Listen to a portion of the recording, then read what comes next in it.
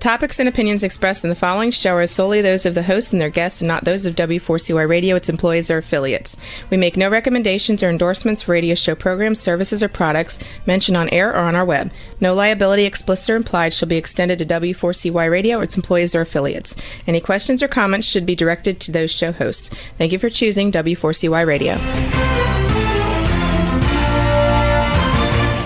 Welcome to the Ask the Expert show on W4CY Radio and Talk4 TV, where we bring you educational information from top local experts in the fields of legal, health, financial, and home improvement. Now sit back and listen to experts in family law, association law, hearing loss, business brokers, home care, along with many other topics. Now here are your hosts, Steve-O and Sophia.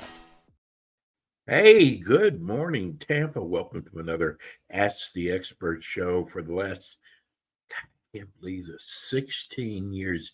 Next month will be 17 years. We have been bringing you the top experts in the field of legal, health, financial, and home improvement. This is the last Monday of the month, and that means our favorite attorney, Debbie Baker. Good morning, Debbie. Hey, Steve. Good morning. 17 years, and you were 12 when you started, right? Exactly. And you know what? Flattery will get you everywhere. So I owe you big time for that one. What is your cat's name? Pip. P-I-P, short for Pipsqueak. He was like 6 months old when I got him, and he squeaks. He does squeak. So Pip, he's no longer a Pipsqueak, but he does squeak. That is a beautiful he heard Zoom. cat. He heard the Zoom, and he says, "Okay, it's time for me to come and make my presence known."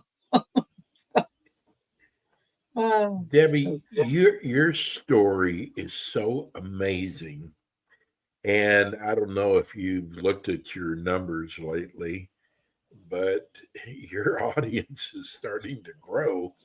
Yay! And there's a lot of people out there that we might have gone a few months without talking about your story, but your story is so amazing. And when you you're an estate planning attorney. When you hire an estate planning attorney, I believe with all my heart that attorney has to have a heart for others, and you definitely have that. Tell people about where you came from and where you are now. Over the weekend, 2 people have asked me, have I always, I said, yes, since the day I was kidding. born. Yeah, always. So it's like such a silly question. So where I came from. Well, I grew up on a small farm in the middle of New York City, and you know that whole story. But anyway, so my experience of a career for over 30 years was executive coaching, and law school was kind of something I'd thought about. And we probably talked about this before. First time I thought about it, because I really wanted to be of service, and everything I've always done has always been about service, was back when I first graduated from undergraduate school, and I got accepted to law school with about 72 hours notice, and I just couldn't figure it out. And then I thought about it 2 other times, and by the time I went, it was the right time. In hindsight, it was clear that those first 3 times weren't the right time. I didn't want it badly enough. But in December of 2008, which is interestingly, I say December 8th, which will be what? 17 years, couple of weeks, in a time of prayer, when I asked God, do I keep coaching or do I get a job? He told me to go to law school, which to say the least was startling and unanticipated. I had a list called Never Doing Now, where all the things I said I was going to do on that list. So if people asked me about it, I could say I'm not doing it with clear conscience, with no regrets, with no feeling that I should. And this time he took my Never Doing Now list of law school, and he put it on my now list. And then it was just easy because I asked him like when, and he said, get ready. And it was such an interesting thing because as soon as I heard that, I relaxed. I didn't know what it meant, and I figured I could do it. So the journey was thinking about going to law school. So I'm going to law school. I'm going to law school in Florida. I'm going to law school wherever I have to go, because it was all a walk of faith. And I graduated in May of 2015. Being a coach, I hired a coach for the bar prep, and I hired a coach. I hired a hypnotist for a couple of time sessions to get rid of whatever is in the way. And I was very blessed. I passed the bar the first time, which many, many more people have been impressed with than I have. In hindsight, I get it. At the time, it was just kind of what I did. The interesting thing, Steve, which came up over the weekend with some friends, is what I don't think about consciously or often is the number of people. I mean, there aren't, but I can think of 3 or 4 people that were inspired by my journey to law school to finish undergraduate degrees and master's degrees. And one person actually went to law school, being inspired by my going to law school, which was never in my thinking, wasn't part of my motivation. And it's so humbling to think that, like, God spread the gift out to give other people that impetus or confidence. And you and I have talked about it. It would be I think you've told me once, Sophia's thought about going to law school or something, and she says she's too old. Yes. And it just makes me laugh. It's like it really isn't, if you want to do it badly enough. So law school became something I wanted to do badly enough, and estate planning is something that, in all in the estate planning, in the probate, in the elder law, all gives me the access to be of service to somebody who in need. Sometimes in need, like probate proceedings or elder law.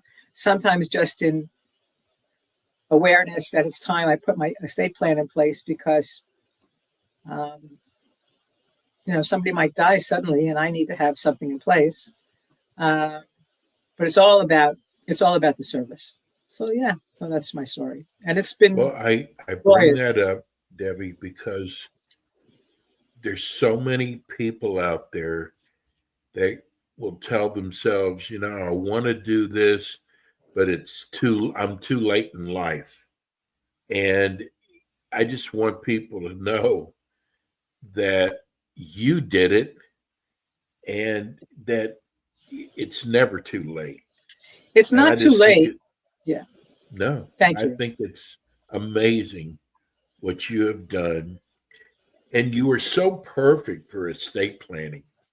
It fits who you are, because you are always, we've been doing the show now for several years, and you're about helping others.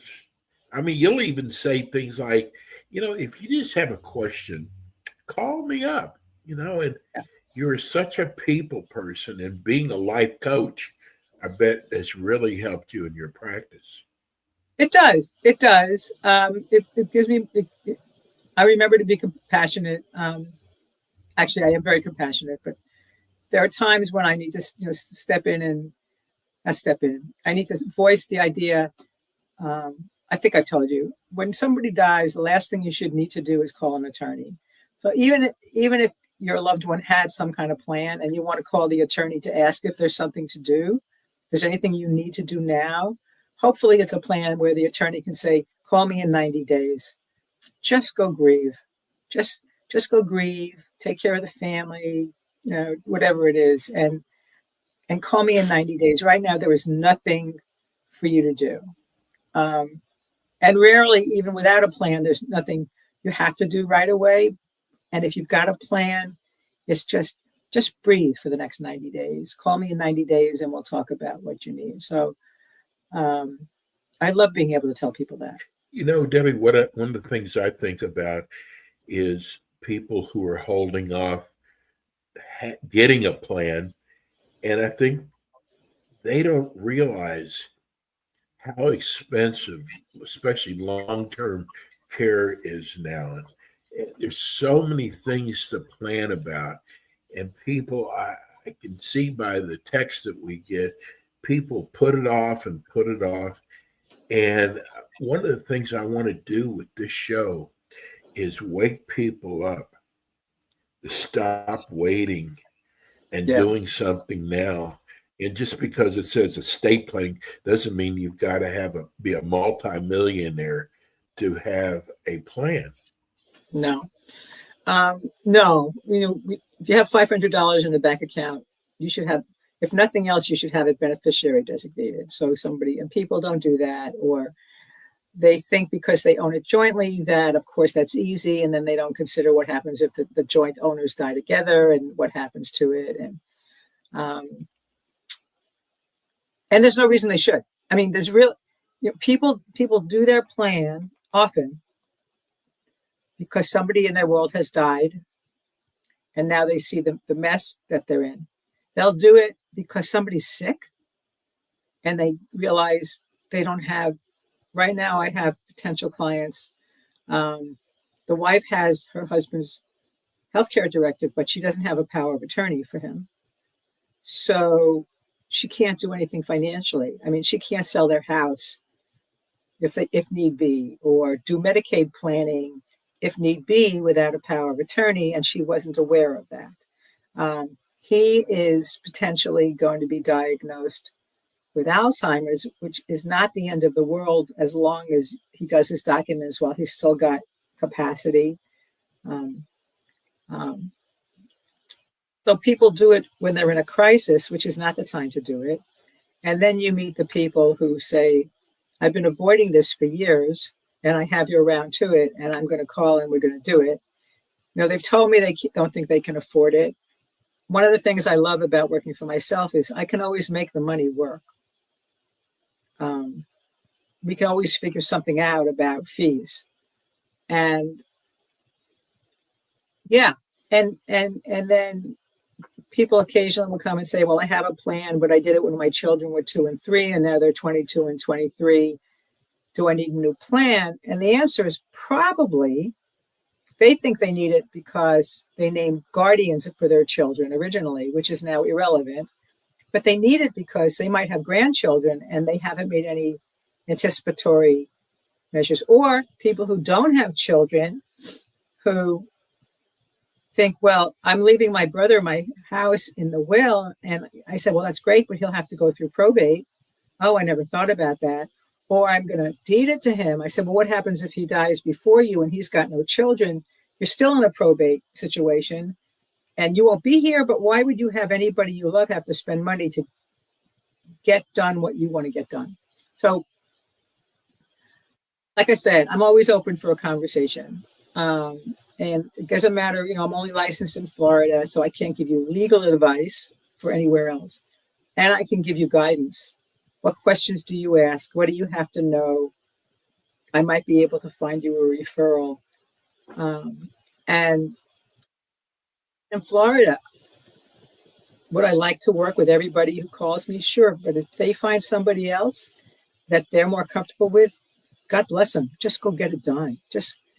In fact, I'm telling people, a great thing to do this month or even toward the end of the year is find a person you love who doesn't have a plan and say, listen, if you're using money as an excuse, I'll pay for it. I just want you to have it. Who knows if anybody will take me up on it or take advantage of that offer to somebody, but just get it done. Just get it done. What do you think is the biggest surprise that people have about estate planning? I think sometimes it's how difficult it is to choose the people they want to have serve in the roles. Sometimes people think they need to name their eldest child when they wouldn't necessarily trust their eldest child with a nickel, much less the right to make financial decisions for them. Conversely, they have a hard time dealing with the fact that they're confronting the fact that they wouldn't trust their eldest child or one of their children with a nickel. What does that say about them? So in family situations, that's one of the big stumbling blocks. That's what holds people up. Parents with minor children don't know who to appoint to raise their children. They wouldn't trust their siblings with it. They feel that they're imposing on friends to ask, which I can understand. They're willing to appoint their parents, but they certainly understand that A, their parents are older than them, okay, and B, their 60 or 70-year-old parents might not want to raise children. I mean, might not be willing to take it on. It's not the money. It really isn't the money. It's those hard decisions. Who do we choose? More difficult, I think, for people who are single. Very difficult for people who move to Florida, who don't have family in Florida, or good friends yet in Florida. Yeah, I would say that those are the toughest decisions. Debbie, And my job is to walk them through it. It's just to walk them through it. absolutely. You know, we hear a lot about living wills. Mm-hmm. A lot of people don't even know what a living will is. No, they collapse. A last will and testament, which is for what happens after you pass, with a living will is very active while you're living. So a living will is your statement of what you want to have happen, how you want to be cared for at the end of life. And the language in the document is when your physician and a consulting physician have agreed that there's no reasonable medical probability of recovery. When I first heard that expression, I thought, what a lawyer expression. And what I've learned is the last thing you'd want to do is have a doctor guarantee you your loved one's going to live and then they die, or guarantee you that your loved one's going to pass and then they continue living, however you define that. So the living will is the one where you choose when you would want any kind of life support measures, okay? So oxygen is not a life support. It's not considered life support. But intubation for food is considered life support, okay? Or kidney dialysis, or CPR, or antibiotics when you have an infection. I had a friend years ago whose mother had dementia. She was in New York. Her mom was here in Florida. They called her from the facility, the memory care unit her mother was in, at 3:00 in the morning to tell them her mother was struggling, and took them to the hospital. Did they want them to treat her? Did they want them to give her antibiotics?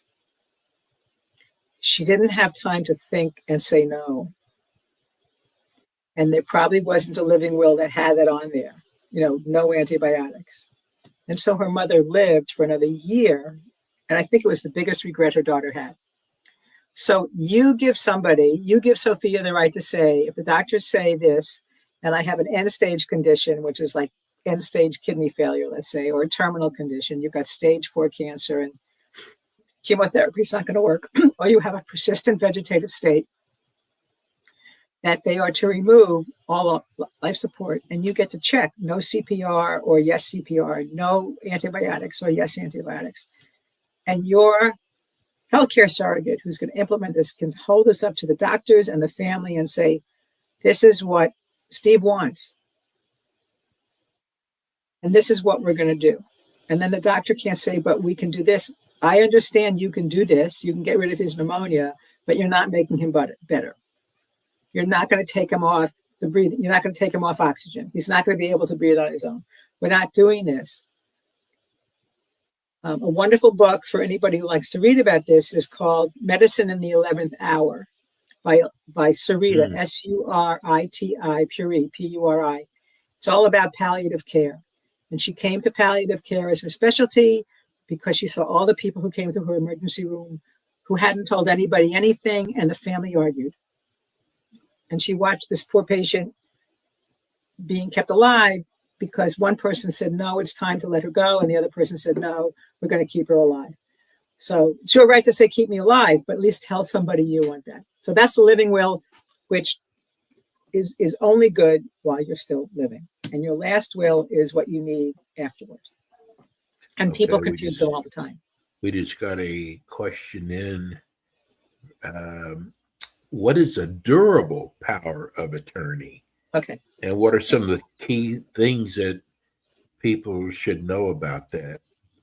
A durable power of attorney is one that continues in effect after somebody becomes incapacitated. Oh, in Florida, they only do durable powers of attorney. In other states, they do what they call springing powers of attorney, which don't go into effect until somebody does become incapacitated. Florida changed their law in 2011, I believe, I've never researched it, because if you became incapacitated today and you needed Sophia to do something, then Sophia has to wait until somebody determines that you're incapacitated. And that doesn't mean mentally incapacitated. That means you're in a coma and you haven't come out in 24 hours or something like that. So you can't make a decision. So the durable power of attorney is designed to continue to be in effect after you may become incapacitated. And it gives somebody the right to make financial decisions in a wide gamut of areas for you in that state. It also gives them the right, so they can put money, putting money, you can put money in anybody's bank account, but you can take money out of a bank account. You can sell a house, buy a car, sell a car, access digital assets. You can, oh my gosh, I'm thinking of all the things you could do. There's a great number of things. And in Florida, you have to give your power of attorney very specifically certain rights. So the biggest thing I put into powers of attorney is the right that person can do government benefit planning for you in the event you need it. Because often if you don't have that and you need government benefits, somebody's got to apply for guardianship. The power of attorney might run by itself $1,000. Guardianship runs like $10,000. So, but I hope that answers that question of a power. And durable means it just continues after somebody becomes incapacitated.